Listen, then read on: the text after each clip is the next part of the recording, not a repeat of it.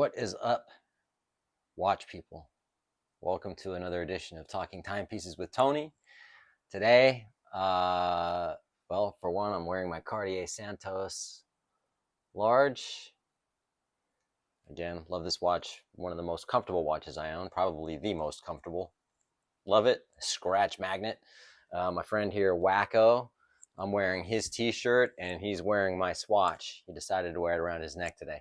But today, we're going to be talking about the Holy Trinity: Patek Philippe, Vacheron Constantin, and Audemars Piguet. I say knock Audemars off. I don't agree with it, but hey, that's my opinion. Let's talk about it. Roll the intro.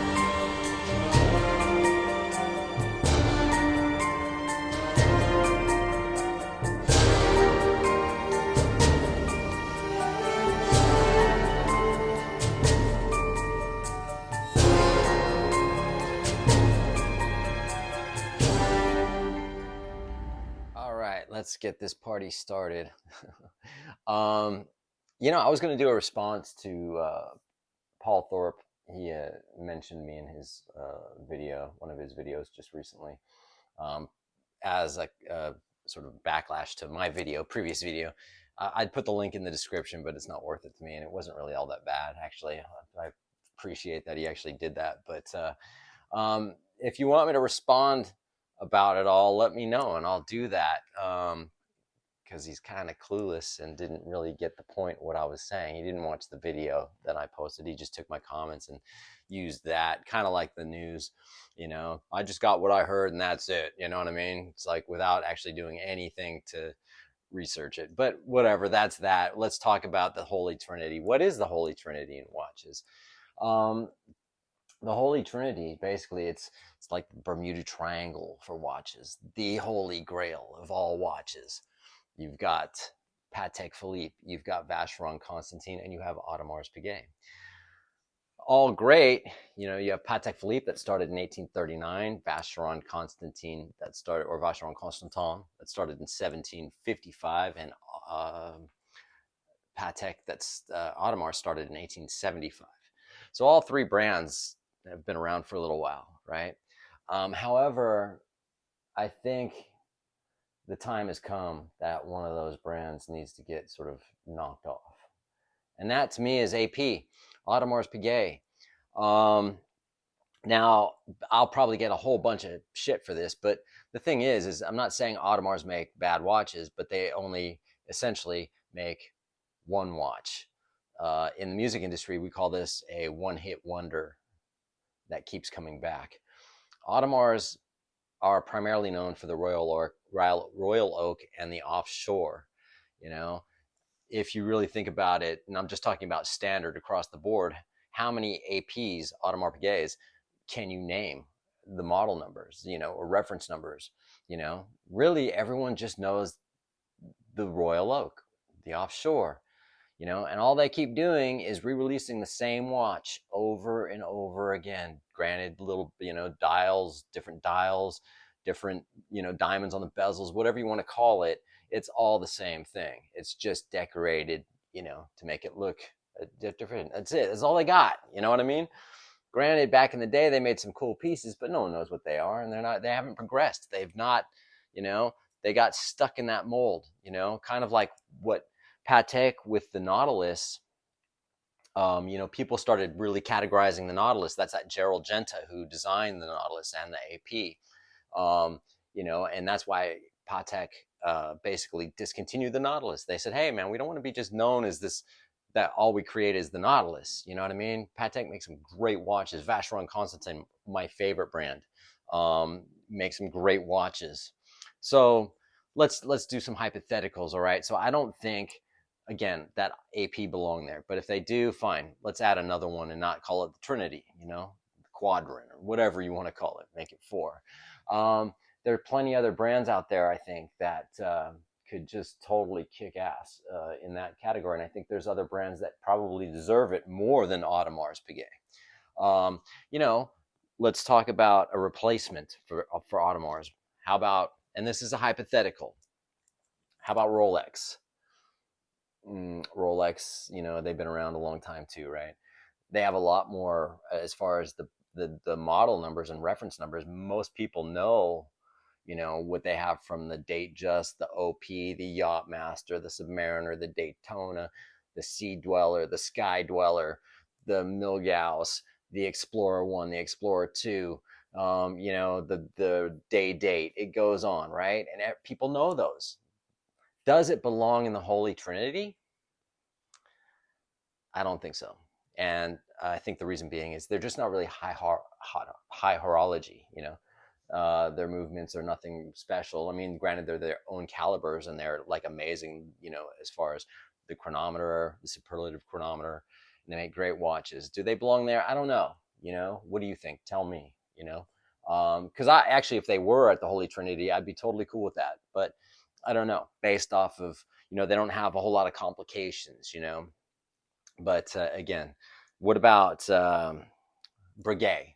Breguet have been around since, I think they're one of the oldest brands. It's probably, they all sort of claim to be the oldest brand. I think Breguet was the first company to ever make a wristwatch for a lady. I'm not talking about Cartier with the Santos, but Breguet, Patek Philippe have watches, and when they say they use Breguet numbers or Breguet numerals or Breguet hands, that's what Breguet started.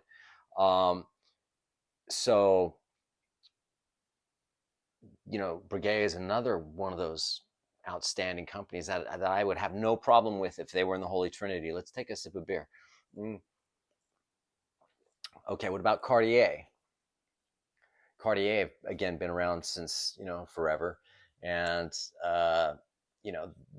the historical watches that they made, the Santos, the first, arguably, the first pilot's watch for a man, sport watch, and wristwatch, right? Again, for a man. The Tank, they've got different watches that people are familiar with, that they know, you know what I mean? The Pasha, whatever, go on. Would they be good replacement for the AP at the Holy Grail? I don't think so. And that's probably because, they didn't use their own calibers for so long. They were using ETA movements, things like that. And they do, granted, this is the 1847 MC caliber, but essentially they were, also using ETA movements. So I would count them out, although they do have history and they do have heritage and they do belong high up. And they are actually the number 2 most selling luxury watch, just secondary to Rolex. So what about Jaeger-LeCoultre or Jaeger-LeCoultre? Absolutely. 100%. Okay. Let's say Jaeger started 1833, and they came out with a movement called, and Jaeger's known as the watchmaker's watch. Maker watch. If it wasn't for Jaeger, AP wouldn't most likely even be on the map now. Jaeger came out with a movement called the 920. And it's actually the world's thinnest automatic movement with a full-size rotor. And don't believe me, you can check it out. There's other brands. There's like Piaget that have a thinner movement, but they use a micro rotor. So all those other brands that have thinner movements use micro rotors. JJ or Jaeger have a full-size rotor in their movement. That's so the 920. That came out, I think, in the 70s, early 70s, late 60s, early 70s, maybe even before that. But they provided to all 3 of these Trinities watch movements. Okay, so in like a kit form. Okay, so basically AP got the JJ movements for the Royal Oak, and I think the first one was a 5402 ST reference in 1972. To this day, they still use the JJ-LeCoultre movement. So yeah, so JJ kind of it's almost kind of like JJ schooled the hell out of AP, man. And then there was the 920 is also used in the Patek. Sorry, I'm actually looking at something because I just don't remember all of this.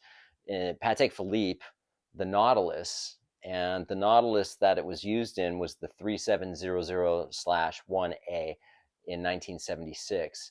Patek in used J.J. LeCoultre's movements from 76 to 1981 until they made their own movement and kind of replaced it. So, that's fine too.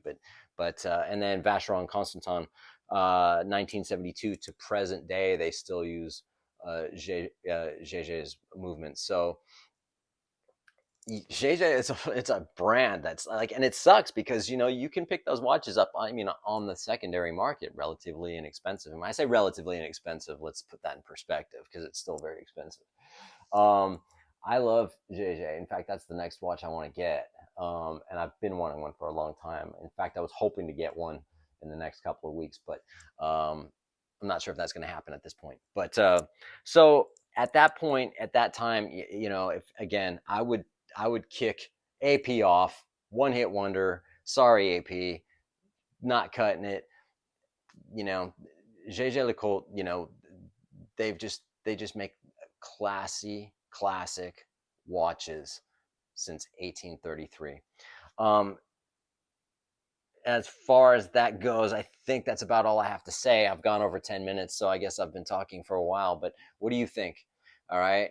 It's cool to have constructive comments, but if you're a troll and hater that's, fuck you, you suck or whatever, then don't bother, man, because it's for one, it doesn't affect me, you know what I mean? It's just like, but if it's constructive, cool. So having said that, I appreciate all the views I'm getting in my new channel, since my old channel is just floating around YouTube land. And have a good night. It's Friday, so enjoy your weekend, long weekend, Memorial Day weekend. Peace out. It's not working.